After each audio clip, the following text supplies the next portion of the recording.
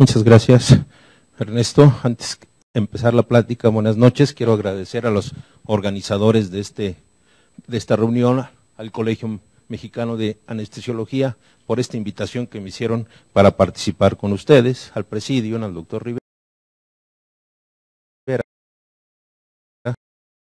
a la doctora Rendón y obviamente al doctor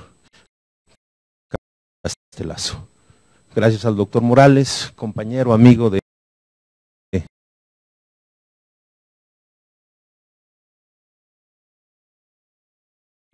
hace varios años, nos conocimos allá en La Raza, y también compañero de algunas ocasiones hasta de parranda, y esperando de que sea para bien para el doctor Morales de aquí en adelante.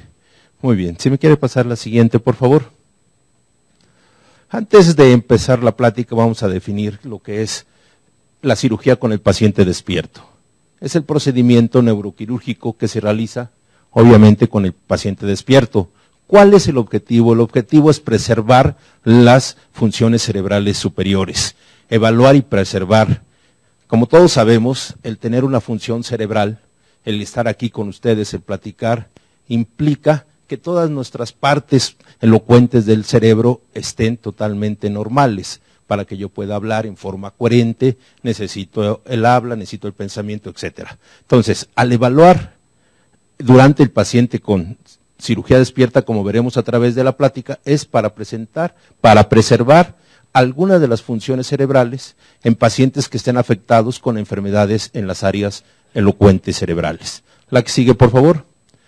Antes de continuar, debemos de dar un reconocimiento a nuestros antecedentes ante nuestros precededores, que básicamente fueron, sin lugar a dudas, Brodmann, con las famosas áreas de Brodmann, las 52 áreas que él describió desde el año de 1900. También participó Van Economo, Koskinas y, sin lugar a dudas, el neurocirujano Wilder Penfield, que desarrolló el famoso homúnculo de Penfield. Y aquí está su representación. Como todos sabemos, una representación importante la tiene la mano y el pulgar, ya que el pulgar tiene una representación importante porque es lo que nos distingue del resto de los primates. El resto de los primates, no todos van a tener la prensión, entonces es a nosotros lo que nos distingue, sus famosas áreas, sus 52 áreas. Esta es una identificación de cada una de las funciones cerebrales. Recordemos que hasta 1850 no se sabía realmente dónde estaba la función del cerebro, dónde estaba el pensamiento, dónde estaba la memoria. Inclusive se arguía que está en el corazón. Y todos seguramente ustedes recuerdan muchos poemas en relación al corazón. La frenología, que más que nada era el estudio de las funciones cerebrales a través de las prominencias óseas, ¿no? Así como empezó ya a pensarse una parte del cerebro, una función. Pero no es sino a estas gentes que nos dieron realmente lo que ahora tenemos para seguir avanzando. La que sigue, por favor. ¿Cuáles son las áreas elocuentes? Las áreas elocuentes, sin lugar a dudas, podríamos decir que es prácticamente todo el cerebro, para que funcione nuestra definición de las funciones cerebrales superiores. Pero las más conocidas, área motora, en relación al movimiento de todas las extremidades, área de lenguaje, el área de lenguaje, teniendo básicamente las dos partes, la porción motora o área de Broca y la porción sensitiva o área de Wernicke, localizadas en la mayoría de los pacientes en el hemisferio cerebral izquierdo, inclusive hasta los pacientes siniestros o zurdos. La visual en el área occipital y la memoria localizada en el lóbulo temporal, básicamente en la porción mesial, en el hipocampo, en el sistema límbico, etc. La que sigue, por favor. Estas áreas elocuentes, estas áreas importantes para el funcionamiento de nuestro cerebro, también son afectadas por enfermedades. Pueden haber tumores, como en este sitio, parasitosis, nuestra cisticercosis cerebral, afortunadamente cada vez menos frecuente, pero no deja de haber unos 2, 3 casos por mes todavía en los departamentos de neurología y neurocirugía, cosa que antes teníamos alrededor de unos 10, 15 casos por mes. Y sin lugar a dudas las malformaciones vasculares, básicamente las de tipo congénito, los cavernomas. Cualquier enfermedad puede afectar estas áreas elocuentes. La que sigue, por favor. Entonces, viene ahí, ¿qué riesgo tenemos? El riesgo tenemos es, ¿qué hacemos con este paciente que tiene una afección en el área motora, una afección en el área sensitiva, una afección en el área de lenguaje? Lo podemos operar en forma tradicional, en forma ortodoxa, pero ¿qué riesgos tenemos? Tenemos el riesgo de producir un déficit neurológico permanente, pero también tenemos, si no lo operamos, el riesgo de que persista con la enfermedad. ¿Qué hacemos? O bien le tomamos una biopsia pequeña y únicamente dejamos a la evolución natural, o le quitamos toda esta parte del tejido cerebral y que nos quede con un déficit neurológico severo importante. Yo creo que la función de todo médico en cualquier área, en cualquier especialidad de la medicina, es preservar las principales funciones del sistema nervioso central. La que sigue, por favor. Bueno, aquí nuevamente tenemos algunas lesiones. Este es un astrocitoma, esto es una metástasis, un cisticerco. O a veces tenemos en este tipo de craniotomías los pacientes que ya se están operando y vemos el gran edema cerebral y no podemos localizar la lesión. Este está en el lóbulo temporal. Del lado izquierdo, el lóbulo temporal, recordemos que es el lóbulo que tiene las funciones de la memoria y del habla hacia la porción posterior, hacia el área de Wernicke, hacia unión con el lóbulo parietal. Entonces, ¿qué hacemos? ¿A dónde resecamos? ¿Una parte o todo? La que sigue, por favor. ¿Qué justificación tenemos para operar a los pacientes despiertos? Primero, variabilidad de cada uno de los pacientes. Es evidente que sí conocemos la anatomía, sí conocemos la área motora donde se encuentra, el área sensitiva, el área visual, etcétera. Pero cada paciente es en sí un estudio de anatomía. Cada paciente tiene su propia anatomía y su propia localización. Entonces, muchas veces en algunos pacientes podemos localizar exactamente aquí el área motora, en otros un poquito más hacia atrás. Igualmente, la memoria o área sensitiva pudiera estar en un paciente en este sitio, al pie de las circunvoluciones, o bien un poco más posterior. O sea, cada paciente tiene su propia anatomía. Entonces, por eso no es un método confiable los estudios anatomofisiológicos o bien los estudios de imagen.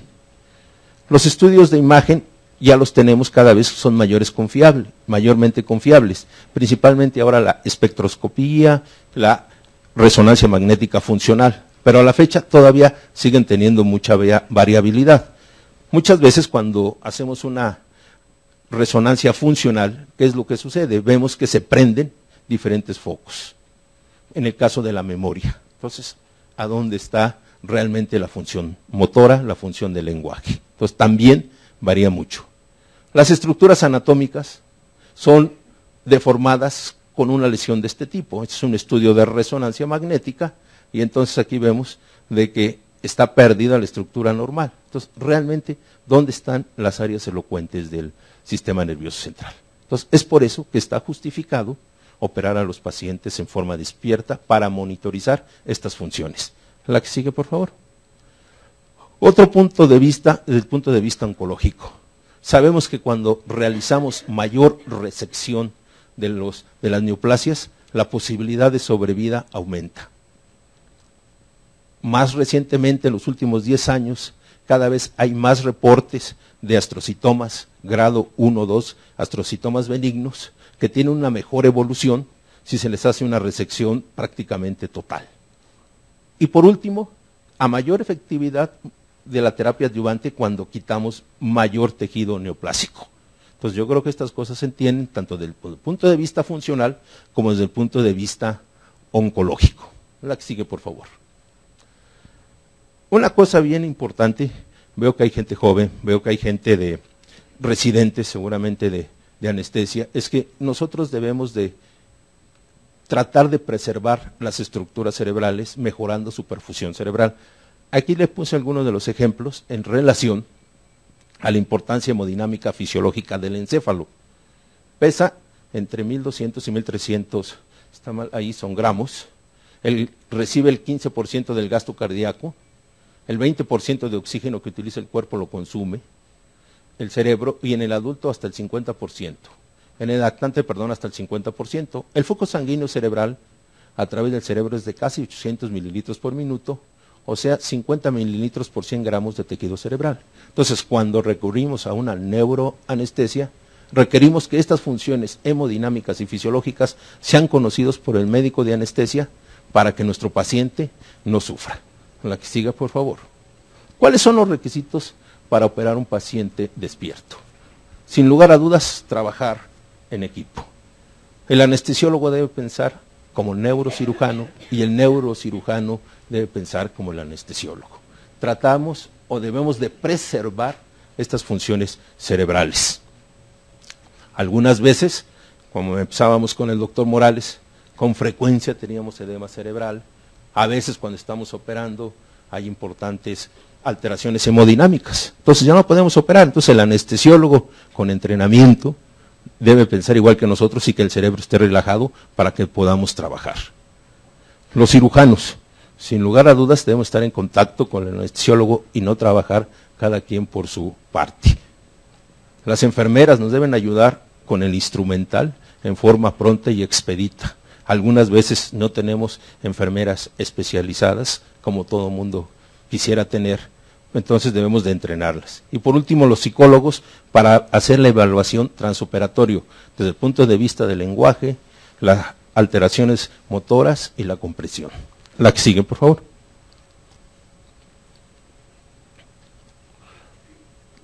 Debemos de hacer una evaluación preoperatoria, debemos hacer una evaluación preoperatoria en el paciente con el objeto de que podamos tener un buen resultado.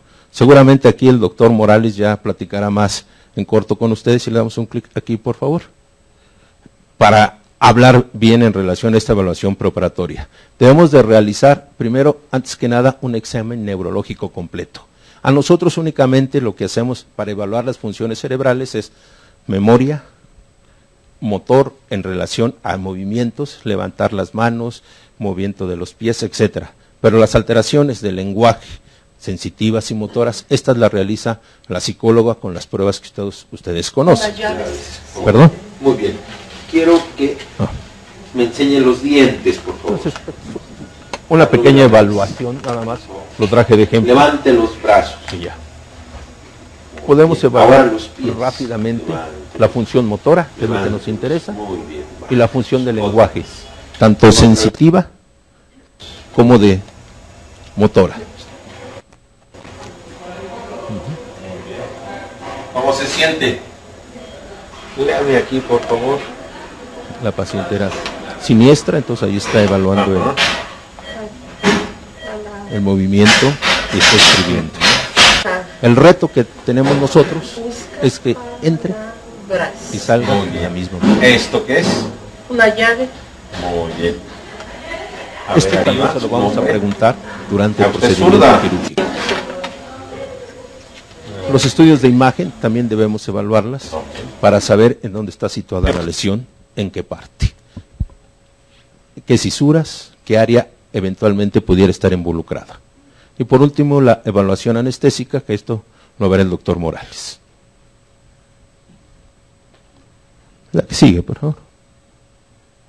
¿Qué utilizamos nosotros? Es una técnica relativamente ya antigua. Esto lo empezó Penfield en 1950 ya en el Instituto de Montreal, con una estimulación bipolar. ¿Qué es lo que hacemos? Localizamos nuestra área a operar. Básicamente va a ser el lóbulo temporal y el lóbulo frontal a través de un electrodo bipolar con 5 milímetros de separación.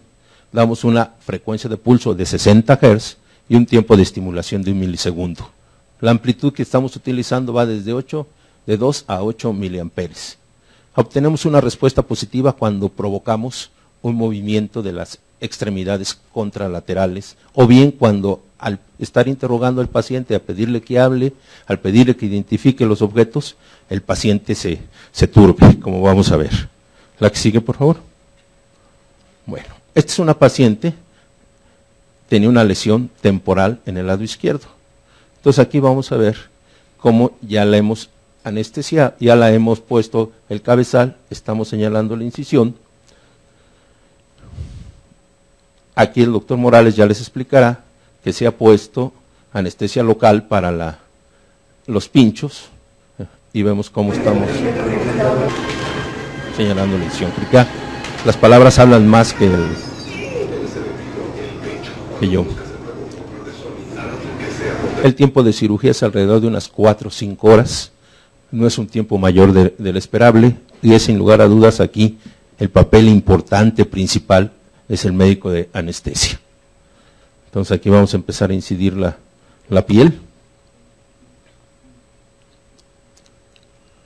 La paciente ya está relajada, está tranquila. Un segundo. Hemos abierto la piel, estamos coagulando el tejido de la galia, estamos separándolo del músculo temporal, haciendo hemostasia, estamos cortando aquí el músculo temporal, en este caso del lado izquierdo. Hacemos una hemostasia cuidadosa, hemos realizado nuestros trépanos y completamos la craniotomía con nuestra sierra de Gibson. Ojalá y siempre tuviéramos el craniotomo disponible, no siempre lo hacemos, pero lo hacemos como hace 50 años o más que se desarrolló la neurocirugía. Abrimos la dura madre, en algunas ocasiones aquí tenemos que infiltrar. Entonces aquí ya vemos, hacia abajo está el lóbulo temporal, hacia aquí está el lóbulo frontal, la lesión es totalmente temporal. Vamos a hacer una lobectomía temporal parcial. Entonces estamos probando el estimulador. ¿Tenemos sonido, por favor? Le hemos pedido a la paciente Gaby que hable.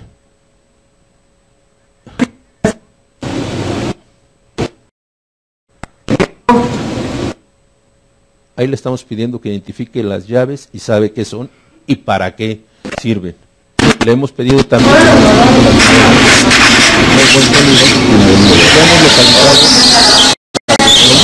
hemos delimitado para el área motora que está hacia acá arriba. Entonces con tranquilidad podemos resecar la lesión sin que el paciente se afecte de sus funciones mentales superiores. Utilizamos el coagulador bipolar para la aspiración. Inicialmente hacemos una lobectomía de la porción lateral y posteriormente la porción mesial. Es una lesión que abarca básicamente las estructuras límbicas, utilizamos microscopio. Corroboramos la hemostasia. Al médico lo preparando, presionando la valla. Entonces ya procedemos a cerrar la dura madre. Después colocamos el colgajo óseo y al final la piel. Brazos arriba, Gaby, por favor. Hemos terminado y entonces abra sus ojitos, mamá. La paciente que muy bien. Todo perfecto. Está abra muy bien. A ver, mueva. empieza a pronunciar del 1 al 10. 1, 2, 3, 4, 5, 6, 7, 8, 9, 10. Ok, enséñame los 10. Ok, entonces ahí complementamos el resto de la exploración del área de Broca, el área motora, el área sensitiva, para saber que no causamos daño. Esto nos lleva alrededor de 1 hora, está con nosotros los psicólogos, entonces nosotros estimulamos, identificamos área sensitiva o de Wernicke, área motora o de Broca y el área de movimiento. ¿Cuál es el objeto? Que la paciente se reintegre a su actividad normal con un grado máximo de resección permitible. La que sigue, por favor. También tenemos, desafortunadamente hemos tenido un problema, entonces aquí nada más pasamos este video, que fue uno de los primeros casos que empezamos hace unos 3, 4 años, un paciente con una lesión en el lóbulo temporal, en este caso del lado derecho, afectaba parte también del área motora, algunos bloqueos, que esto lo explicará el doctor Morales mejor que yo, punto, hace su evaluación preoperatoria, va, platica con ellos, les explica el procedimiento y generalmente el paciente lo acepta. Estas son las salas allá del Hospital de Especialidades. Como ven, no tenemos nada del otro mundo, son nuestros recursos, muy a veces limitados, pero uno tiene que hacerlo para tratar de que tengamos mejores resultados en los pacientes. Colocamos el cabezal, que para nosotros es importante para tener una inmovilidad prácticamente total. A veces estamos trabajando con microscopio, entonces que un paciente se nos mueva 1 milímetro, 2 milímetros es importantísimo. En este paciente, por aquí va a aparecer, empezamos a abrir la piel, el tejido celular, el hueso, y después presentó una agitación psicomotriz severa, que tuvimos que abortar el procedimiento tradicional. El doctor Morales, haciendo uso de sus habilidades, lo intubó y tuvimos que terminar el procedimiento con anestesia general. Afortunadamente es el único caso que hemos tenido, presentó un edema cerebral por desaturación de oxígeno, pero bueno, el paciente salió adelante. Nuevamente, estamos viendo, ahí entonces ya tenemos el aro, instrumental, a veces sí tenemos el cráneo tomo, pero para variar en nuestras instituciones con frecuencia falla. Entonces eso es lo que hacemos, abrimos la dura madre, insisto, algunas veces colocamos ahí un poco de anestésicos locales, porque es lo que duele. El tejido cerebral no duele, no tiene receptores para dolor, pero sí tiene la dura madre. Entonces aquí el paciente se estaba teniendo agitación psicomotriz, empezamos a hacer las medidas, desafortunadamente no salió bien el video, pero se edematizó el tejido cerebral, y ante estas situaciones ya es imposible operar al paciente. Entonces, ¿qué hacemos? El doctor Morales lo tiene que dormir totalmente, y entonces haciendo una cirugía tradicional ya tenemos que resecar la lesión, que resultó un cavernoma. Ok. Bueno, aquí está el paciente pre y luego ya sin lesión. Este correspondió al otro paciente sin déficit neurológico, afortunadamente, pero nos quedamos con la espinita que debimos de haberle operado y debimos de haber hecho una evaluación transoperatoria del área motora y del área del lenguaje. La que sigue, por favor.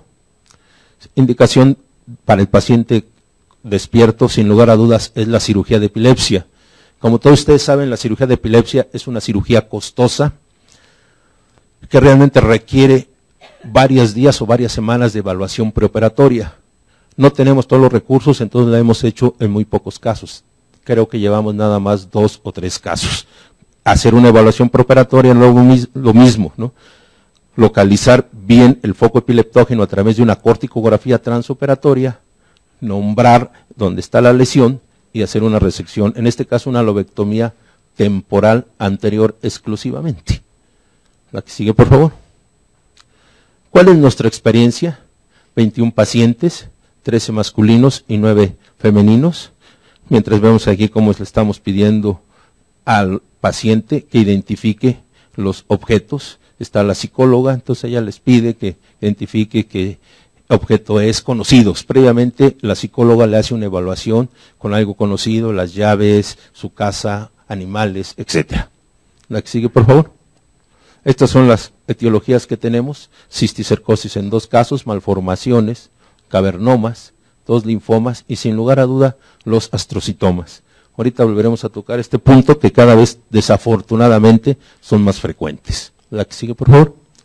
Nuestro tiempo de evolución de 1 a 3 años y las manifestaciones clínicas principalmente son las crisis convulsivas. Recordemos que cuando un paciente adulto tiene crisis convulsivas de aparición tardía, a pesar de tener una exploración neurológica, nosotros estamos obligados a encontrar la causa de las mismas.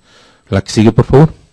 Nuestras áreas evaluadas: el lenguaje, el área motora, motor y lenguaje en 6 casos. La que sigue, por favor. Las complicaciones que hemos tenido: 2 casos con hemiparesia, a pesar de hacer una evaluación y una estimulación transoperatoria, nuestros pacientes pueden salir con algún déficit. Crisis convulsivas en 3 casos, Ya el doctor Morales les explicará cómo las logró yugular. Edema cerebral en 2 casos, uno afortunadamente pudimos continuar, pero en el otro sí hubo necesidad de abortar el procedimiento. Un sangrado también en un caso que tuvimos parcialmente que abortarlo y no hemos tenido afortunadamente mortalidad. La que sigue, por favor. Bueno, ¿por qué es importante el mapeo transoperatorio? Básicamente porque los astrocitomas de bajo grado cada vez los demostramos y los diagnosticamos con mayor frecuencia. Seguramente con el uso de la tomografía y con el uso de la resonancia magnética estamos viendo más este problema.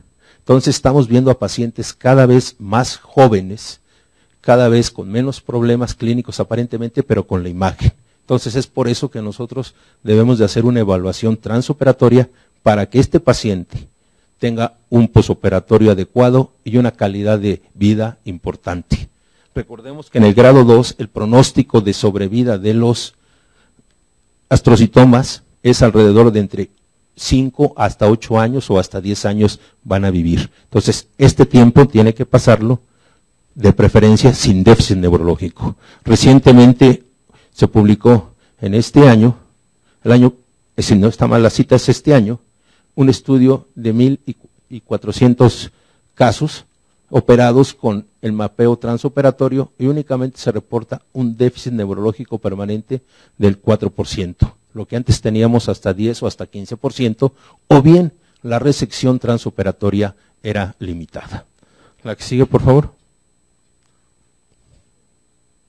En conclusión, es un procedimiento seguro, requiere una cooperación severa, una cooperación muy estrecha entre el anestesiólogo y el cirujano, y afortunadamente tenemos una mínima morbilidad. Gracias.